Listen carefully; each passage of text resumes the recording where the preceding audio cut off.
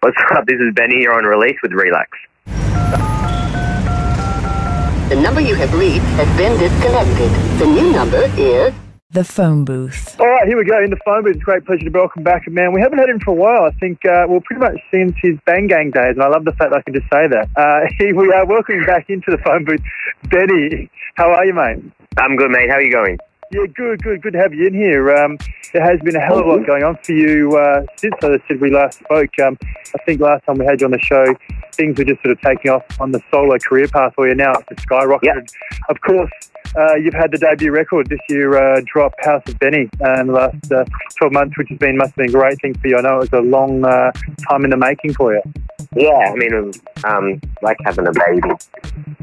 Kind of. I don't know, probably not. It was a long time in the making, and it was great to see it come out, and it was well received and everything, so that was good. And now I'm just halfway through my second one, so I think I learned a bit from the last one, so this one is definitely not going to take so long.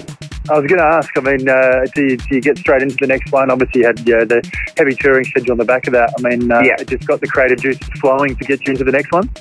Yeah, it's good to have a bit of a break. You know, I was actually, the funny thing is, as soon as I finished the album, I just got offered a whole bunch of remixes, so I was kind of, the break wasn't really a break, but then when the touring started, obviously, you know, you're on the road, so it's a bit hard to be in the studio, but, you know, you always have your laptop, so you can take it where you go. But, yeah, I think I just kind of really started concentrating more so on this album a couple of months ago, and it's proving to be a lot more, a lot easier, I think.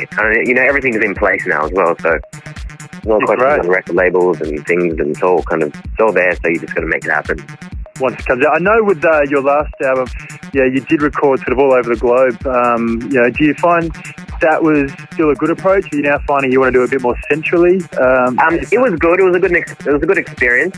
I mean, I don't think I necessarily needed to. The thing was, I was touring overseas a lot at that time.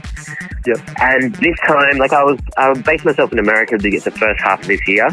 That was a good experience. I was playing a lot there, spent some time in the studio, and then I think I just got really inspired to come home and just pretty much do it all here and just do it in a short amount of time. You know, I gave myself, you know, including going to New York to record vocals, which I have to do in a month or two, I think.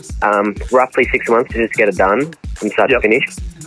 So that was like, I guess you could call it a challenge slightly, but, you know, that was the challenge and the plan. So we are talking in the phone booth with Beni on Release at the moment. We're talking, covering about the album, the great album, House of Beni, and also what's going on in the future for the man. I guess when that album came out, it was kind of just really the tipping point of this great resurgence we've seen now, I guess, with the disco, the house revival. I mean, you're certainly at the forefront. You must be relishing in that sort of musically now at the moment, seeing on a home front particularly that sort of going. You got the likes of, say, even HMC, like AK, like Tough Guy, Phil K. It's all coming back and making resurgence. You must be really enjoying this.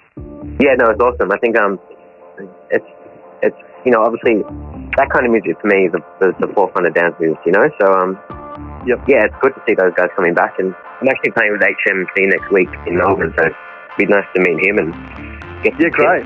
Okay, so obviously he's an Adelaide legend, and it is such a great talent, and we always love because he has been such a recluse as well through his travel sort of fears and restrictions. So being back out there has been fantastic.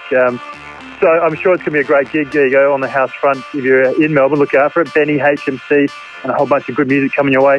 But after that, we have got the Massive Stereosonic Tour coming up too for you. You're doing that one.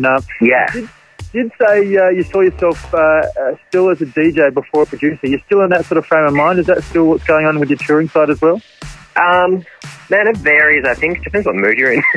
I mean, I don't know. I think maybe because I've been, you know, DJing for longer than producing, and this kind of producing came out of my DJing. Maybe that's the way I look at it. But right now, when I'm being stuck in the studio 10 hours a day, I'm still like a producer.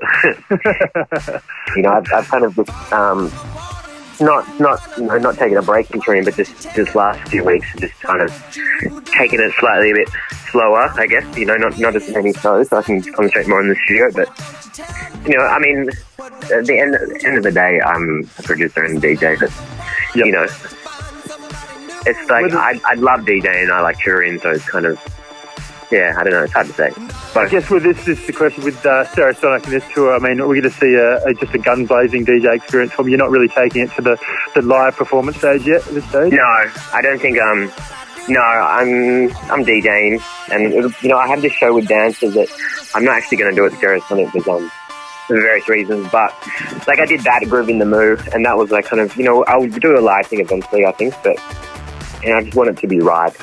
Yep. In every sense, I don't want to just for the hell of it or just do it half-assed one. I want to put a lot of fucking energy and effort, and obviously you have to put money into it. And, absolutely. But do it when everyone wants it, not so much just for an ego thing or anything. Yep. I totally agree. We are talking to Beni in the phone booth. As you said, she's about to do the national tour, Stereosonic tour, so all around the country, catch the man if you haven't already. As I said, also working on the new album, which we look forward to hearing. And when we've got a 6-month sort of period on that, so I guess we're looking in the new year. Is that what we're sort of hoping? Yeah, I think hopefully, like it should be finished by the end of the year. That's the plan, and then we'll put it with my old team and stuff. We'll put a plan together, I guess, and hopefully you'll hear a single early towards the beginning of next year. Brilliant. We look forward to it, mate. So we do appreciate catching up with you and having a chat just in the phone booth. Before we go, though, I was last to ask, is there something you can play on the show for us? Sure. My mate Harbour Bass from LA just did a track with Green Velvet. It's called Laser Beams, and it's like you'll definitely hear me play that every time you see me soon until I play it out, so no one will ever hear it again. It's a great track. I think it's like my favourite track at the moment. Here it is. Green Velvet is absolutely on fire at the moment. Cashmere and Green Velvet. Great pick. We've been loving it on release. As picked by the man Beni.